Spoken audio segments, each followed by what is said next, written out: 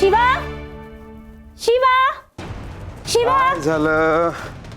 काय एवढा गोंधळ आहे सकाळी सकाळी? अहो, शिवा घरात नाहीये. मी सगळं घर शोधलं पण तो कुठेच सापडत नाहीये. अहो असेल इथंच कुठेतरी, नाहीतर नदीवर गेला असेल स्नानाला, तिथून थेट मंदिरात गेला असेल. त्याला ध्यानात बसण्याची सवय आहे ना, येईल थोड्या वेळ.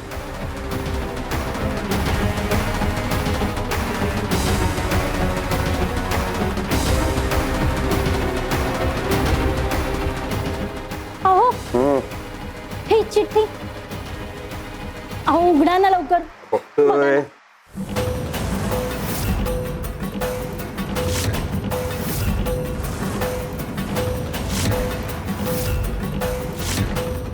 अरे देवा, हा? काय झालं? काय लिहिलंय या चिठ्ठीत? अहो काय झालं? बोला ना. शिवाची चिठ्ठी आहे. तो घर सोडून गेलाय काय आमचा? काय?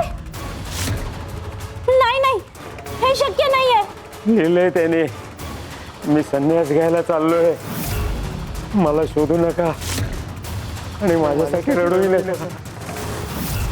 मी माझा गुरु शोधायला चाललोय. अरे देवा. अरे शिवा बाळा, असं का केलंस रे तू? थोडा तरी आईचा विचार करायचा होतास ना रे. शिवाला लहानपणापासूनच देवाचं वेड होतं. देव, मंत्र, ध्यान याशिवाय त्याला दुसरं काहीच सुचत नव्हतं. लहान वयातच त्याच्या मनाला विरक्तीचे वेध लागले होते.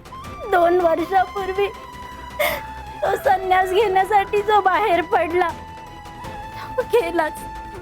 आज 2 वर्ष उलटून गेले पण माझ्या जीवाचा अजूनही पत्ता नाही.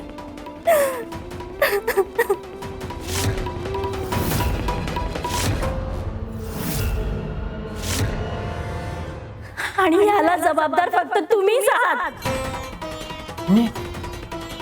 अगं मी काय चूक केली? अगं मी त्याला काही कमी पडून दिलं नाही.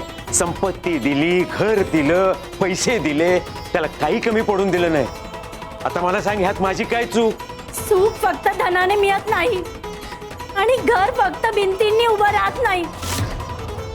घराला नीती लागते, घराला पुण्य लागतं, घराला सत्य लागतं. आज एक गोष्ट मी मनापासून मानते, जर तुम्ही दुसऱ्यावर अन्याय केला नसता तर नशिबाने आज आपल्यावर हा अन्याय केलाच नसता. दुसऱ्याच्या डोळ्यातलं पाणी आपल्या घरात कधी ना कधी अश्रू बनून परत येतात. बास बास आता. तू त्या स्वामींचे शब्द बोलू नकोस. प्रत्येक गोष्टीचा संबंध त्या कर्माशी लावायचा, नाहीतर अन्यायाशी. ही असेल त्यांची सवय, तू करून घेऊ नकोस. मी कोणावरही अन्याय केलेला नाही आणि माझ्या मुलाचा जाण्याशी माझा काही संबंध नाही. तुम्ही मान्य करा किंवा नका करू, पण स्वामी कुणाच्याही आयुष्यात उगाचच दखल देत नाहीत. या मागे नक्कीच काहीतरी कारण आहे. खरंच स्वामींना त्या विड्याबद्दल सगळं माहित आहे का? म्हणजे मी जे लपवलं ते आता उघड होणार आहे की काय?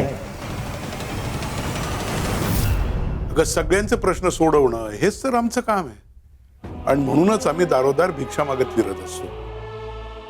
कोणी भिक्षा म्हणून धान्य देतं, दुःख देतं, आपल्या समस्या देतं. दुःख वाटून घेतलं की ते हलकं होतं माई. प्रश्न विचारला की उत्तराचा मार्ग सुरू होतो. तूही विचार तुझ्या मनात काय ते.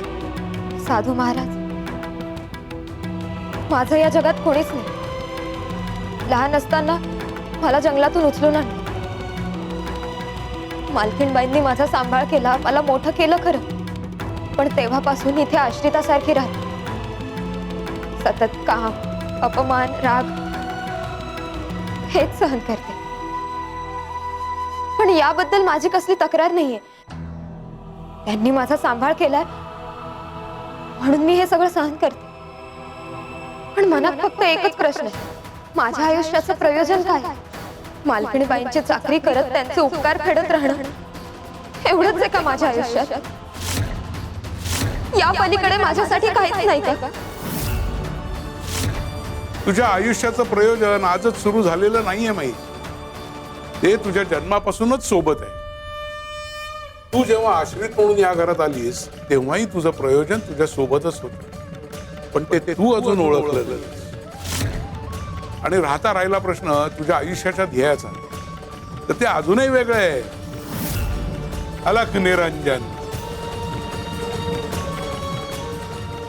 ऐक,